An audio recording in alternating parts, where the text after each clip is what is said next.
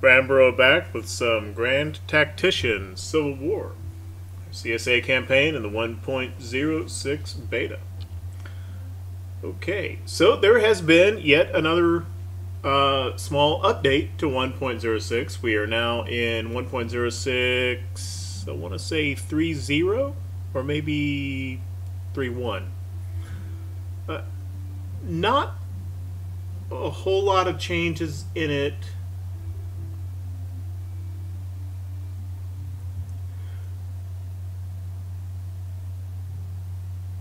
I'm pausing because I'm kind of thinking about the significance of the first one. The first thing in the notes for this little update says rebalancing rebalance of offensive operations. That's what it says. That's pretty ambiguous, but that seems to be talking about the campaign AI, not tactical map, but here on the campaign map. Whenever we get this, in the intel reports, they go back and forth between various postures, and right now, the enemy is carrying out offensive operations. So what in the world does rebalancing that mean? I don't know. I guess we'll just have to find out. Because, there's comments, some people, they find the AI way too passive. And then other people find, wow, the AI does all kinds of aggressive, crazy stuff that's just unrealistic. And it's not because people have different perceptions. It's because sometimes the AI acts one way, and sometimes it acts the other. Those are both those seemingly opposed complaints that appear in Steam discussions and other places. They're both correct, because sometimes, the AI acts those ways on occasion. So what this rebalance means in 3.0, well, I guess we'll just have to see what that means. So that could be really, really significant, or not that much. I think they've probably fixed the POW thing. The specific fix they made was to, I guess other people were finding that whenever they loaded back in a save, that all of their previous prisoners had disappeared. So that supposedly has been, not supposedly, they said that they fixed that. Whether or not that solves the perma parole problem that we've been having remains to be seen. What I was saying could possibly have been related, or simply another manifestation of the same thing. Or it could have been two separate issues. So we'll find out after our next battle.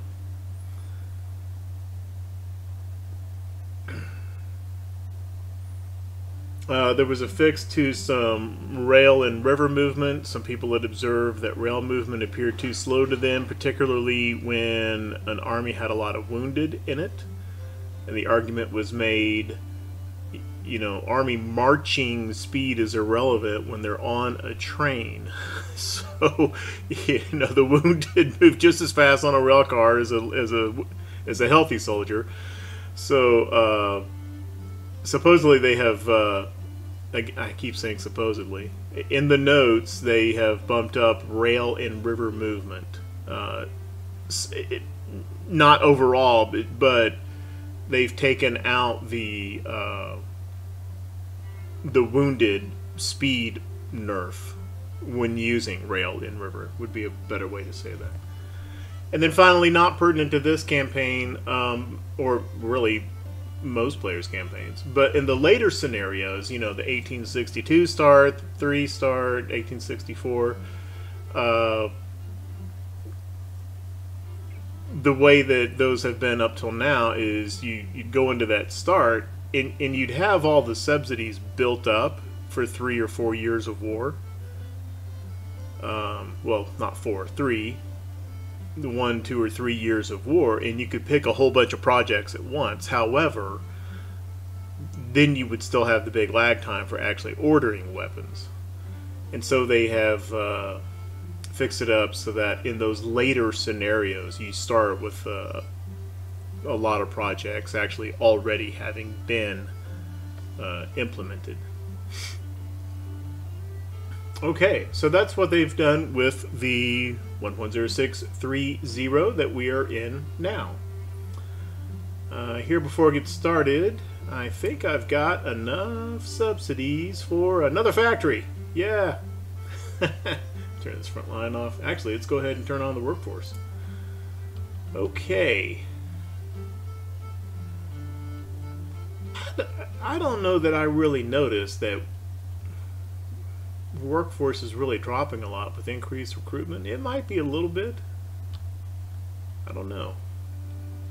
I'd have to take screenshots at different places along the campaign to really tell. Let's pop into the factory.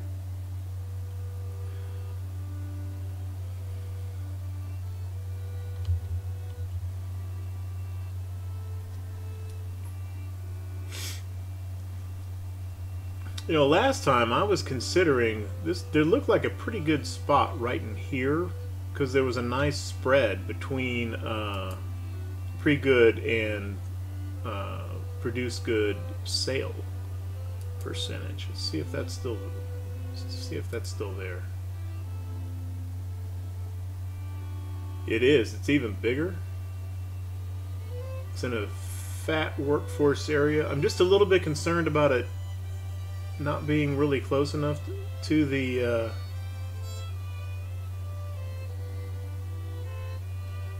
infrastructure.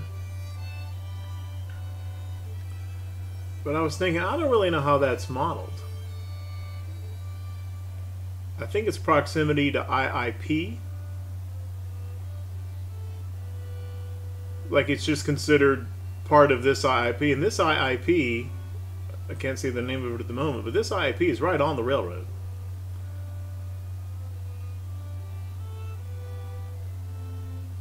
So it might just consider it on that IIP and on that railroad. And I'm getting an 81% workforce, and I'm getting an 11 percentage point spread between sold goods and pre-goods here, 96 and 85. Seems weird to be building it up here in the mountains in the Appalachians, but I'm going to do it. Boom. There we go. Another factory going. I'm feeling good about that.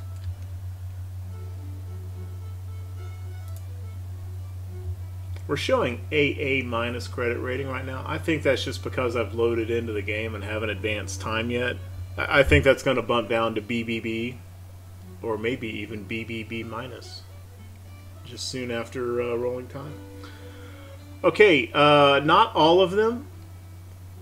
But most of those James Rifle battalions I recruited earlier had formed up in the two recruiting commands and have been sent out to the armies. So all three corps in Lee's army have got James Rifles coming within a few days. And Garnett's corps in the Army of Western Virginia has got some James Rifles coming. And both Hills and Ewell's corps in the Army of Tennessee have got James Rifles coming. And there's more still being recruited. Those were just the ones that had arrived in the recruiting commands. And then finally, so there's been this dynamic going on of it has been an objective to capture Cairo, Illinois for some time in this campaign now, and not once but twice I have formed a corps-sized army at Nashville to go execute that task. And both times, events up here in the middle and upper Ohio valleys have transpired to suck those forces up this way toward Louisville. That's happening again. And so I have recruited yet another few. This will be a smaller force. I did not recruit my full corps size complement. But I've recruited a few more brigades at Nashville under Bragg. And when they arrive, they're going to form a smaller force. It's going to be about 4 brigades and a few arty to come over here and take Cairo.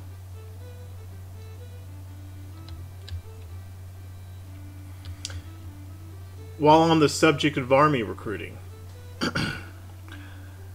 I described earlier how I'm not using draftee soldiers, even though I have incorporated conscription. And there was a very good comment in that episode about the usage of draftee soldiers. So when one recruits a unit,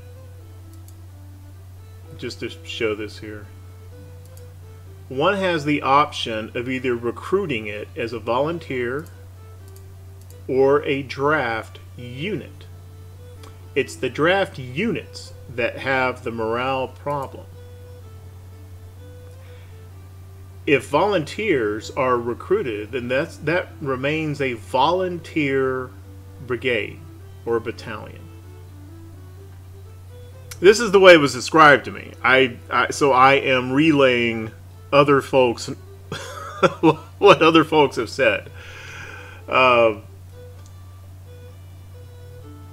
so the idea is, as long as it's a volunteer unit and the majority of the troops within that unit are volunteers, because that's what they were recruited as, then incoming draft replacements that replace casualties and attrition don't drag that down, is my understanding. Because we've seen that when we combine brigades, that there's not a mix of weapons. That, you know, you can take a mixed musket brigade, combine it into a, say, Mississippi Rifle Brigade,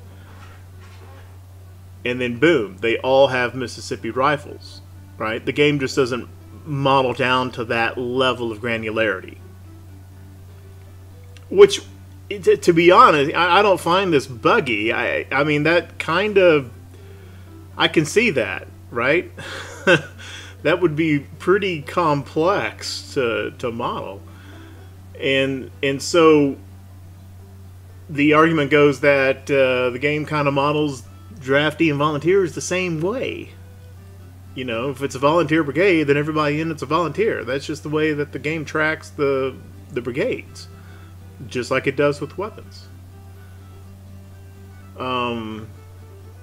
So, yeah, okay. Like with the weapons, it may be a little gamey, but basically it turns out that the way to do this is volunteer units and then use draftees for the replacements that go into existing volunteer units and save that volunteer manpower pool for the creation of new brigades. I have not done this firsthand because in the past, as I've said many times in my various GTCW series, I just haven't used the draft in the past. And apparently, so now I'm learning, okay, this is how you use the draft. So, with that in mind, I don't want to actually recruit that unit. So what I have done is I've gone through and I have changed all of the various armies from, I had them all on volunteer-only replacements, and now they are all on draft-only replacements.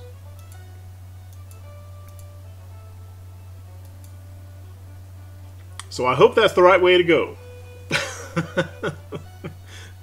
And I'm going with that because the comment upon which I based that action was pretty clearly based on experience, not speculation. So I'm buying it and I'm going with it. And hopefully I don't wind up with a bunch of wavering brigades in some future battle. And with that, I think we're ready to start advancing time. We're pretty static in the east, just as we have been for a long time. Grafton has been captured by Garnett's Corps in the Army of Western Virginia. I'm kind of 50-50 on sending Garnett up here to capture Wheeling.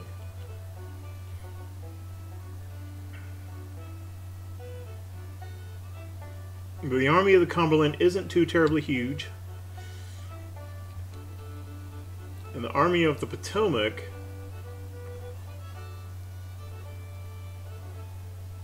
well, I mean, if he were to react to come over here and protect Pittsburgh or go help recapture Wheeling, that leaves Cumberland wide open for what wouldn't be against that.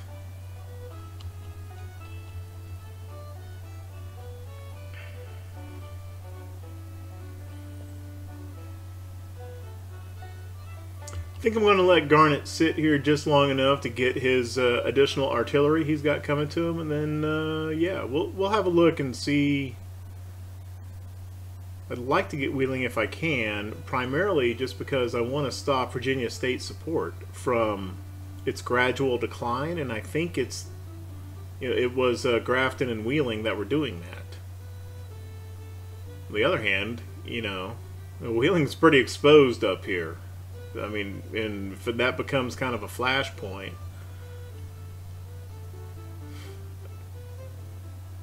But because it's on Southern territory in a Confederate state, it may not actually trigger the AI to go all bonkers about it. Despite the fact that it's about, you know, you know, that it's so close to Pittsburgh. I don't know. But the main thing that we have got going on is that we've got a lot of armies kind of not only in the vicinity of, but bearing down on Cincinnati. And Hill's Corps kind of unsupported right in their way. Matter of fact, I think he's probably about to get snagged. And be forced into a battle here, because the 32nd Army, I mean, these two armies are just about within combat radius range. There's about 50,000 troops here, and this was, if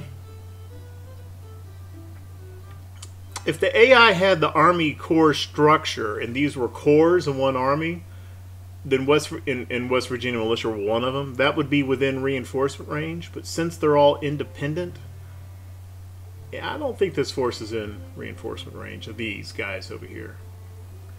In any case, 50,000 men here, even without that other army. And Hill's got about, what, 24,000? 23,000 at the moment.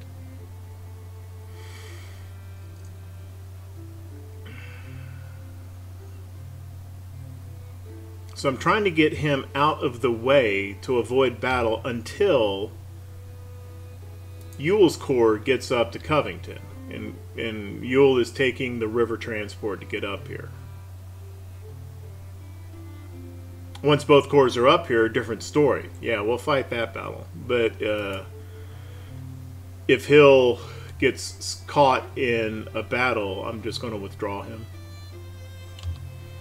Already talked about the plans for Cairo, and the Missouri Army remains hanging out over here. Just kind of, he's keeping forces in Missouri. He's keeping them from doing anything crazy against Arkansas. And eventually may or may not play some kind of supporting role in whatever develops in this region after the capture of Cairo. So for now, he's just hanging out, staying in supply, using 2 Union-built supply depots, which is pretty handy. And because he is able to draw from 2 at the same time, it's not showing the arrow because time is paused. But he is within range of both of these, and as a result, both of them have modest demand and have been able to fill up really nice. So this army's in a great supply situation despite being in rather poor supply terrain in the Ozarks.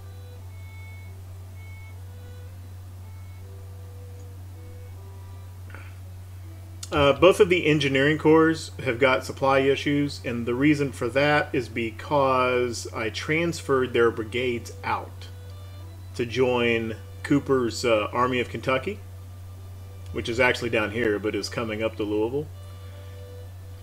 And then I recruited 2 new small brigades to come take their place. When I did that, the loss of those troops actually on station caused the IIPs that they were... No, this IIP is Confederate. Huh. So I don't know why. I don't know why Beckham is having a supply issue. I mean, just one little brigade, just a regular IIP ought to be able to supply that. But over here, yeah, this guy was sitting on a Union IIP and therefore wasn't getting any supplies. So, Hebert's just coming back down to, I think, Jackson. And Beckham is just coming down here to Paintville. Just fine. They're non-combat forces. All right, let's see what happens here near Cincinnati. I've been jabbering long enough. Play.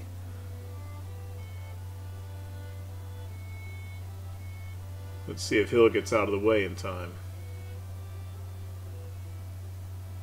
Looks like he might. Yeah, because 32nd Army stopped moving.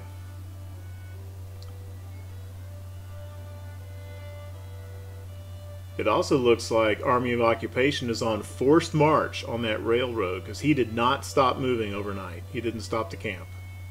Interesting. Okay, but Hill has extricated himself. It's fine. They're going to start capturing Cincinnati and building a supply depot. I'm not against that.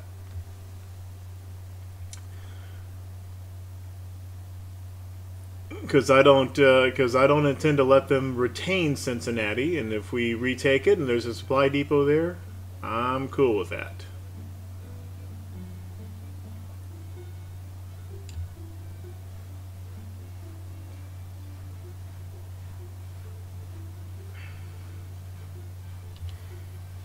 Meanwhile, there comes Ewell up the river, coming to Covington. Nice.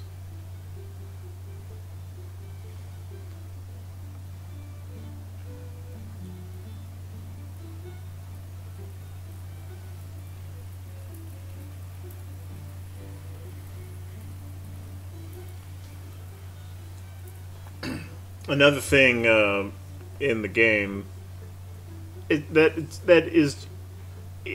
it's just kind of inherent in the way that the game is designed, and this is by far not the only game where this sort of thing happens. But if we're on the south side of the Ohio, and there is not only a Union city but a Union forces on the north side of the river, it should be very problematic for us to cross the river and fight a battle, right? That's a huge defensive barrier. And that's just not the way this game works. You know, you've got the campaign map side, and then when there's contact, it goes down into a tactical map, and the tactical maps are all kind of set. And so, you know, this river is not a barrier. It's okay to attack across it. And we have our Tariff Act, so our tariff revenue should be increasing. Which is why I did that. And I think for the next policy, I was looking at this letters of marque. And what this will do is decrease Union sea trade by minus 2.5%. And the downside of this act is reduced relations with Europe. Well, I've already gone pretty hard in the direction of I don't give a crap about European relations in this campaign. So, you know, that's just kind of doubling down on a decision that I made a long time ago. So for this campaign, that's not really a downside. I mean, we're at like 0 relations with them anyway. Well, yeah, the relations are so bad, there's not even an intervention possibility icon up here anymore. So this really doesn't hurt at all. So I want to take the letters of marque and hurt the Union trade. Playing the economic game. Okay, so Hill's gotten around here. Let's bring him back up to Covington, and he can use the river. Yep. All right. So Johnson's got his Army of Tennessee concentrated here.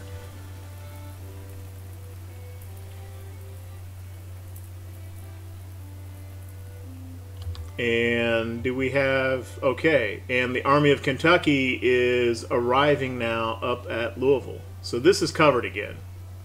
Nice, nice. We just built something. What did we build? We built a market. Oh, yeah. I built a market up here at Marietta, and I'm also building a hospital, since it was becoming increasingly clear that Marietta was going to become kind of a semi-permanent base of operations. You know, it kind of looked like, oh, there's a lot of stuff going on. We're here to stay. So I built a market here, and I'm building a hospital at Marietta, Ohio. I mean, I built them on the Virginia side of the river, but you get the idea. Okay, so they have come up here and they've gone into defensive stance. Do we want to pitch into that now?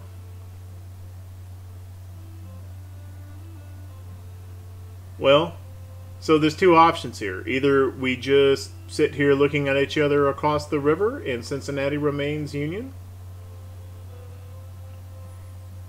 or we cross the river and attack. It's not like I've got more soldiers coming to this area. I think Johnson's got to go. Either that or we just cede Cincinnati permanently.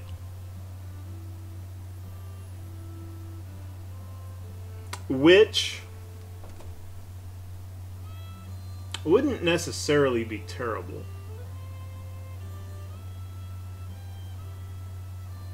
Except he's got the port, and I don't know what that does to supply flow up the Ohio. I mean, the whole idea of establishing and maintaining control of the Ohio River was to have it as a supply conduit reaching all the way up through here, in addition to our railroads. And that's even more important for Marietta than it is for Covington and Louisville, because at least these areas are connected by rail, whereas Marietta's rail supply is much more tenuous. Matter of fact, I don't think it has anyway, because there's Union-owned railroad over here, and there's Union-owned railroad over here. So I think Marietta needs that river even more than Northern Kentucky does.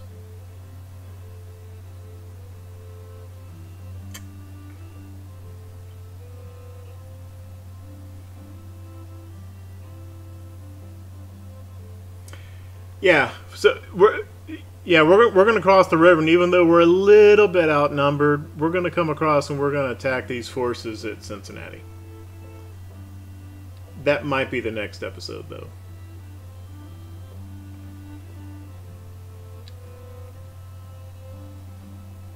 Meanwhile, so I'm a little confused on what's going on naval-wise over with this blockade, because we have beat up on this fleet multiple times now. It is not showing that it is blockading. However,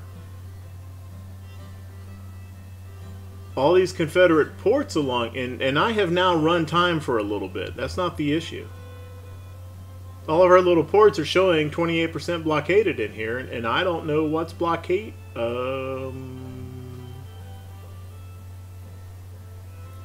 You know what? I think it's not spotted at the moment, but I think they've got like a river fleet up in here that was in blockade mode. I think that's what's going on.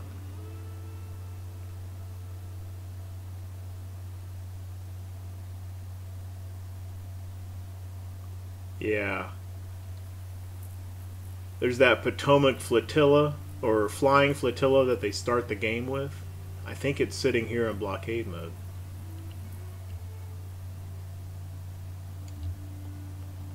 That's what that's about. Okay. Well, meanwhile, this fleet here, despite it's kind of serving as a little source of captured ships. So let's go to the grocery store and buy a few more little ships here. Off you go, Hampton Roads Squadron. He's restocked on ammo, low on coal, but he only has to go this far. I think they'll be fine. Go get us some more ships.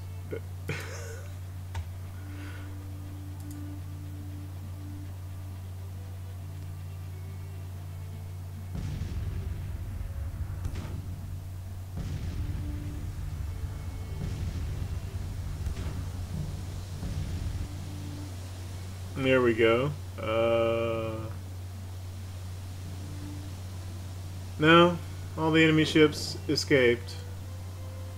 But maybe they'll actually move away now.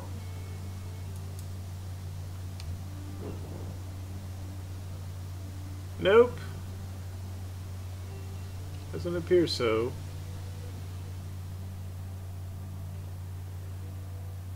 It's got 3 disabled ships. Well, you know what? Go chase them again.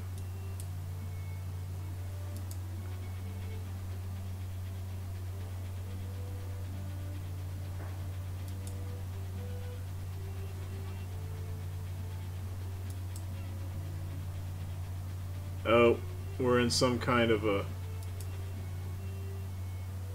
Uh-oh, I may have screwed this up.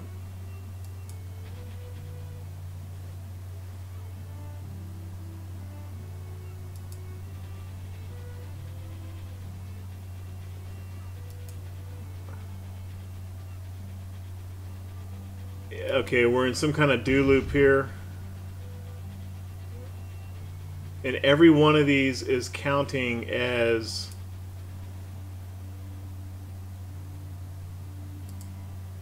Every one of these is counting as a federal defeat.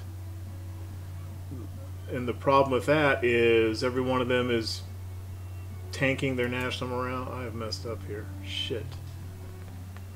Boy, this might be the end of the campaign.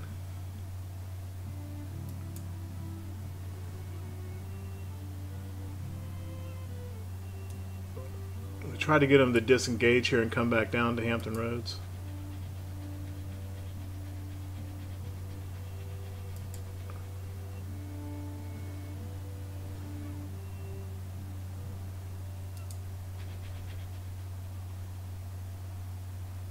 What is happening to their...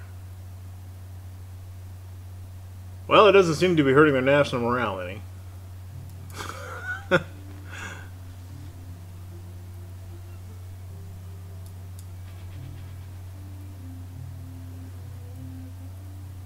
What if I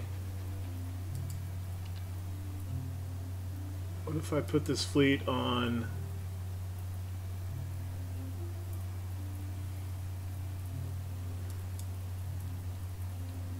defensive posture? I can't because he's engaged in battle.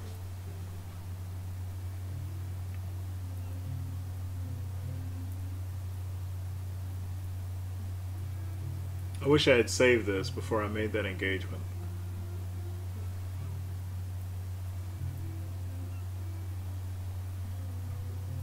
Now, if actual combat was happening and these ships were getting sunk, this would be okay because eventually there would be no more ships. And this cycle would stop. It's looking like the two fleets are kind of outside each other's combat radius now.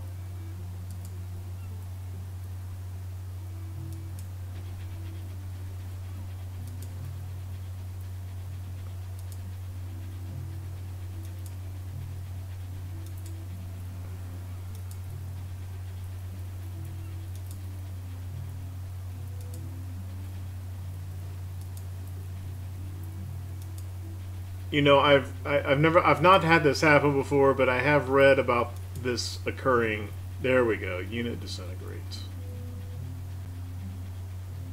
So that's over with.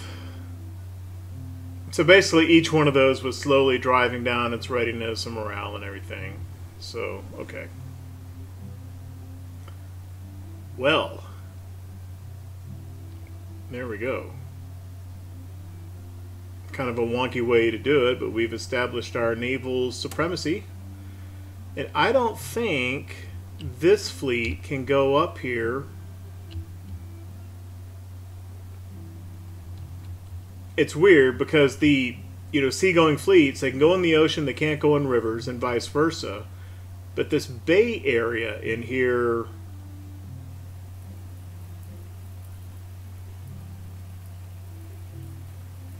they may be sitting at a spot where this fleet can go attack them. How's our ships doing after all that?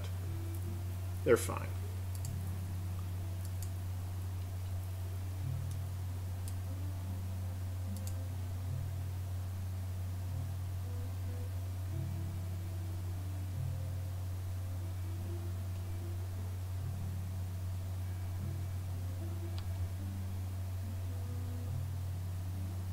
I know he can come up in the bay. I just don't know if he can go up in this area close enough to engage the fleet that I think is sitting here, in which, by golly, we should be able to see, for crying out loud.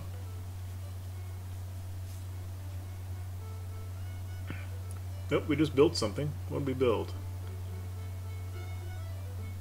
Ah, we built a factory. Finished building that factory over near Memphis.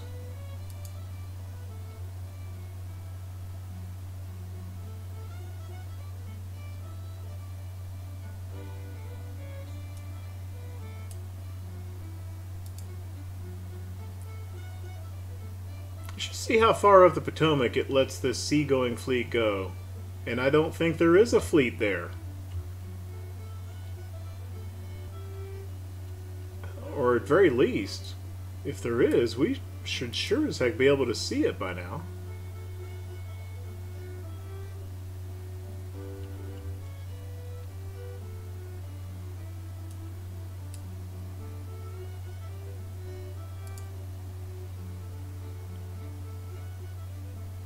There he is. There he is. Yeah, we're reckoning pretty good there. Looks like we're about to pick up some more steamers.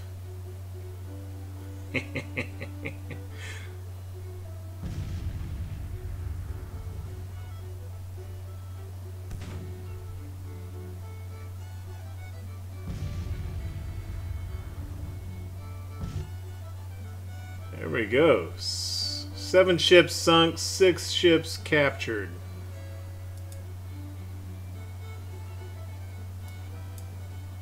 Oh, built something else. We built the hospital. That's at Marietta.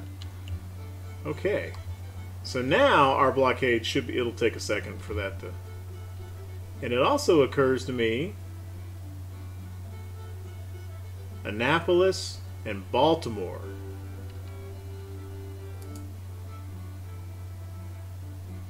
Baltimore, 58, yeah.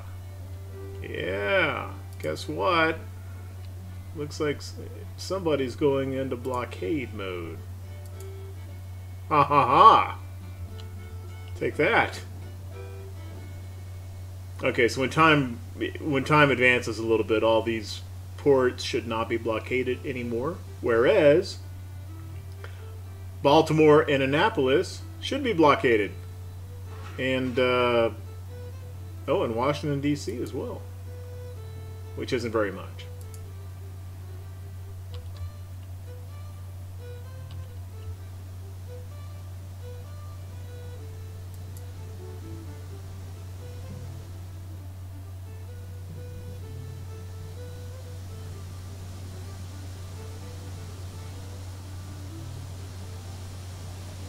Yeah, 47% blockade now on Baltimore and Annapolis. Ha ha ha. Seriously? Still showing blockaded.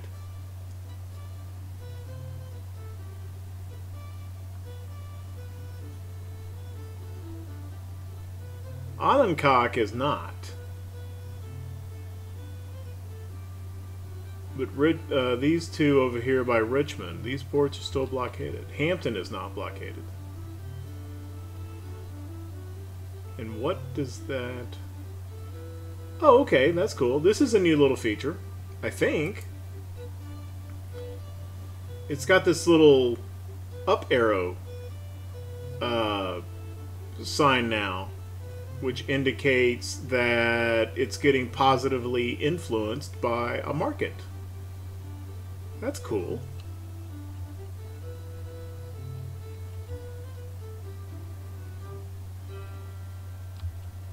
But if that's the case, then why is this port not getting influenced by this market that's sitting over here? I don't know. Got a couple little fleets down here. How are they doing? Raid Run 1 and 2. Too hard to click on. Let's go look at them here.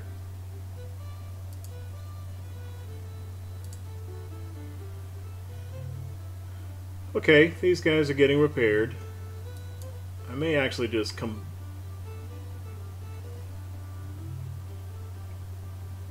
Yeah, I'm just gonna combine these two, I think. We'll take the two ships out of Raid 1, 2.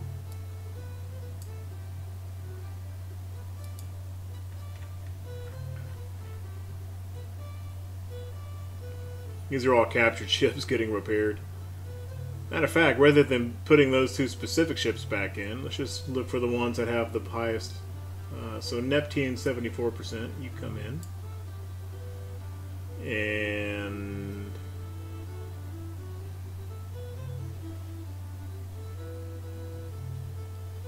none of these are all intended to be scouting gunboats.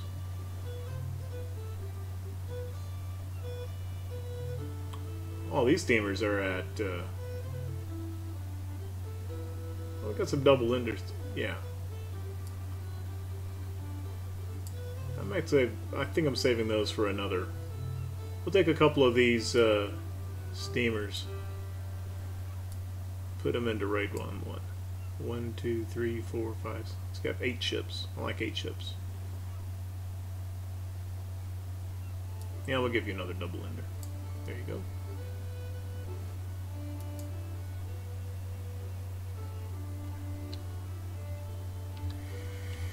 Actually, this force here may change tasking. May just send them up to blockade New York.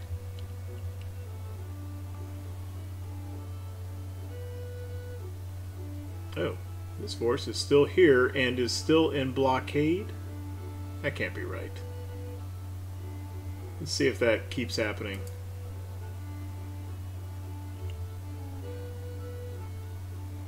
Alright, that's just messed up.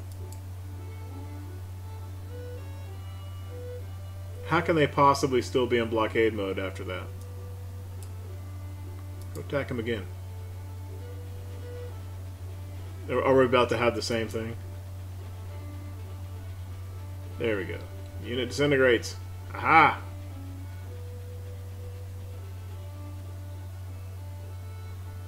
So seagoing fleets can actually come up pretty far. I bet he can go this far. I bet he can't come up in here. Just in the spirit of experimentation, let's see if it lets him come here. It apparently does. Wow.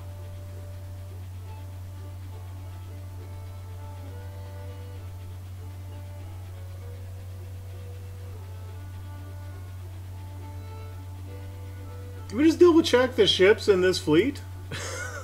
Okay, CSS Virginia itself, yeah, sea capable only, should not be able to go under rivers. And same with all these frigates. This is a sea only fleet. And it's going this far up the Potomac. And that's not necessarily unrealistic. The Potomac's a pretty wide river through here.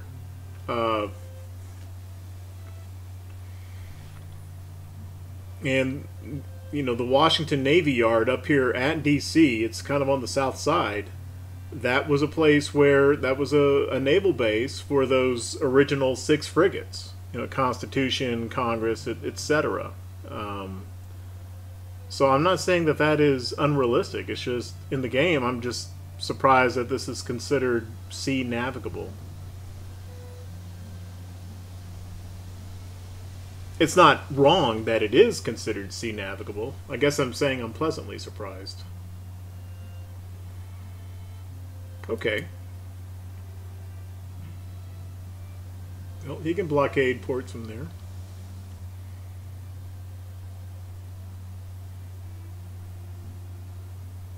I'm not going to leave him blockading. I'll make another squadron to. Well, he's, I don't know, 47%. That's pretty good. I kind of need this fleet to come down and start clearing away our other ports, though. Okay, so the Union has gone to bounties. It's pretty big. The Union AI has already gone with USCT. That was a big manpower boost for him. Now he's gone to bounties. That's a pretty good boost. I don't remember exactly what he's done for militia acts and military too, but I think they've probably done all those as well.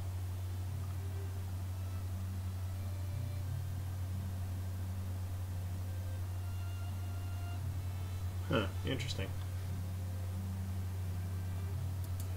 And how is that translating into...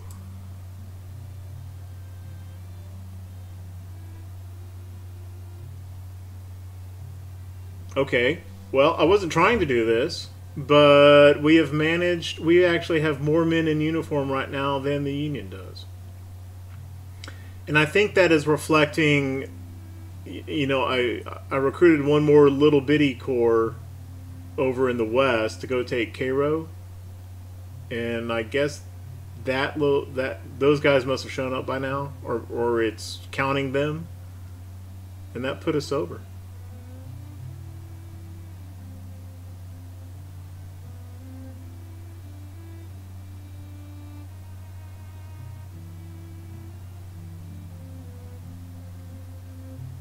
That big string of naval victories didn't really hurt his morale very much. Maybe a point's worth. Or, well, it was probably offset by them recapturing Cincinnati as well. So, anyway, Union's doing kind of okay on their national morale.